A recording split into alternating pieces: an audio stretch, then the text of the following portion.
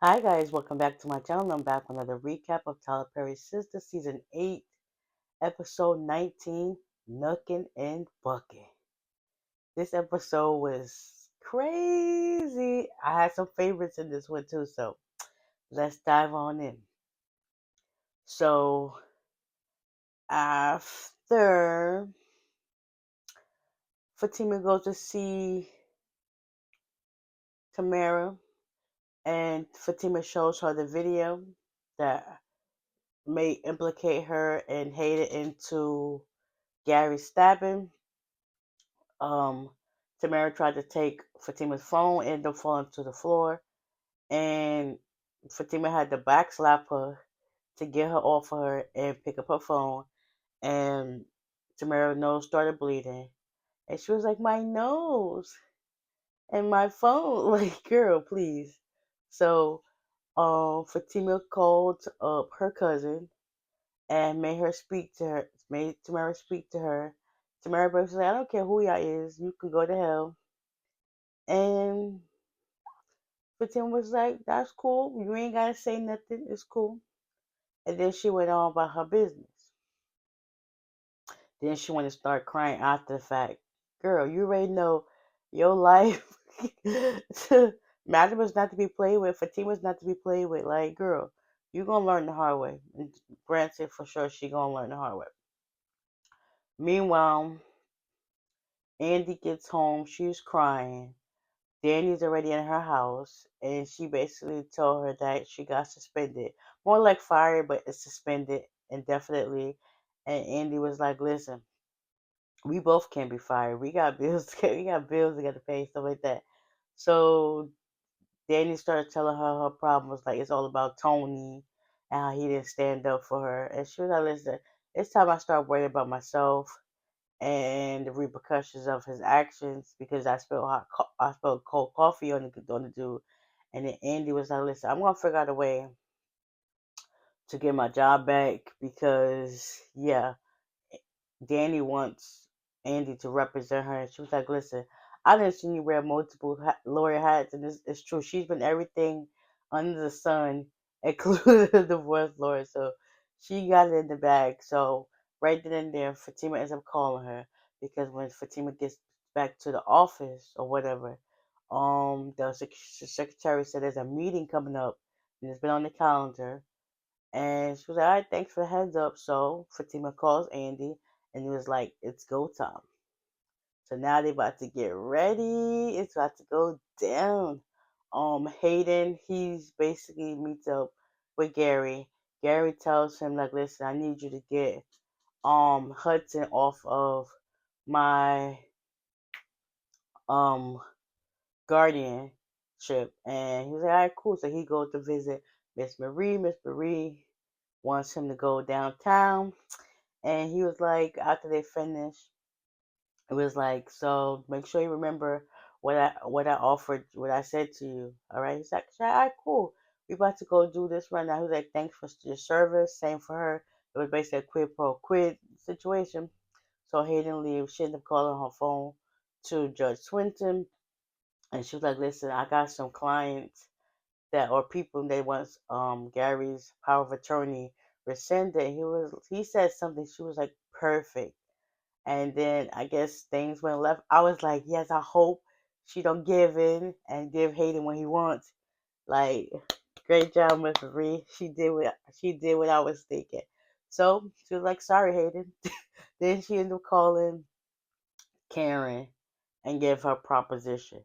Meanwhile, Karen and Aaron are getting it in. Next thing you know, Miss Lisa walks in, and she knows it was too quiet in there. She was like, I thought I wanted you to like make sure she's calm and relaxed." He was like, "Well, to any consolation, she is pretty relaxed to me."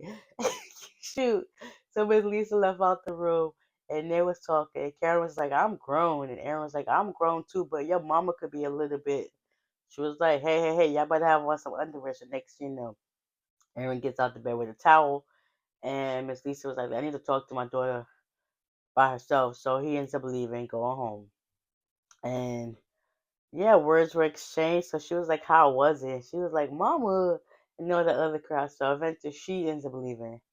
Um, Sabrina is at the job, and Maurice comes up to talk to her. He just, excuse me, notices that her energy is off and she's not having a good day. And then he wanted to invite her for a happy hour for lunch, and she was like, "Nah, it's cool. I'm about to go meet Rich later for dinner and talk about how Damani invited her to go to Turks and Caicos for a business trip, and Maurice is not Maurice if he don't play jokes and whatever." So he did that, and then they went on about their business. Later on, let's see, later on, Fatima went back home to like fix up her nails or whatever the case may be. Spoke to Zach for a little bit, then she turned around to leave, and then she goes back, help Andy do what she gotta do. Danny finally makes it back home. Tony comes over to talk to her, and long story short, she's choosing herself, and I commend her because this is like, if it wasn't for Tony doing that behind her back and causing that situation, she wouldn't be where she was at. Like, that's crazy. She worked there all them years. The moment she get him, it went down the went down the drain. Because even when she was with Preston, it didn't even get that far. So yeah, that made her a target because he did not listen to anything she said. Because when she said that, he could have been like, "All right, cool. I'll take your name off the list." That could have been the end of that conversation, but no, he kept riding it and pressing her, and he wasn't trying to get where she was coming from, and it was like he wasn't taking no accountability for his actions. So she asked for her key back, and the deuce is on you. Sabrina ended up going to have her lunch, well, dinner with Rich.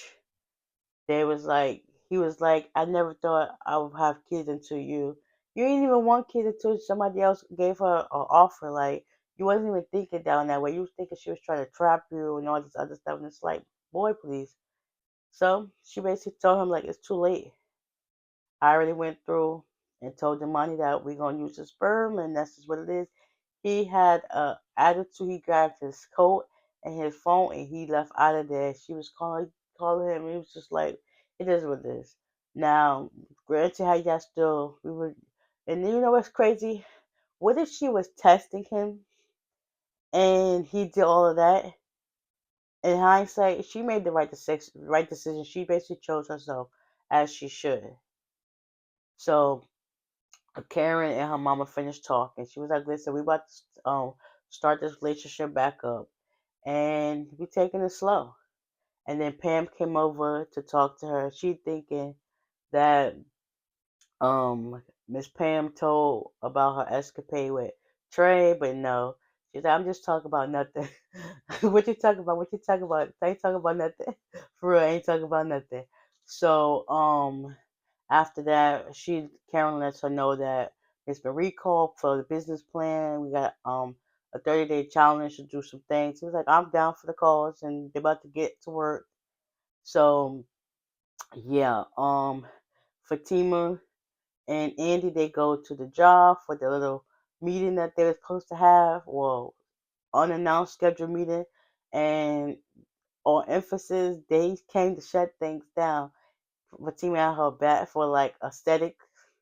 And next thing you know, Miss Marie came in with the back Andy up because she had an envelope with all the clients and stuff like that that she had that offered her businesses and stuff like that.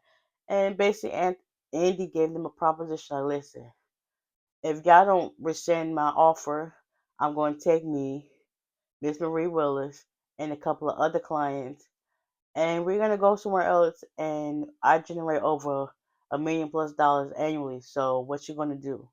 Mr. Jones, he was on board. He was like, "Listen, I didn't have your support. You didn't have my support before, but you definitely got it now." All in all, Andy got her job back. Everybody congratulated her.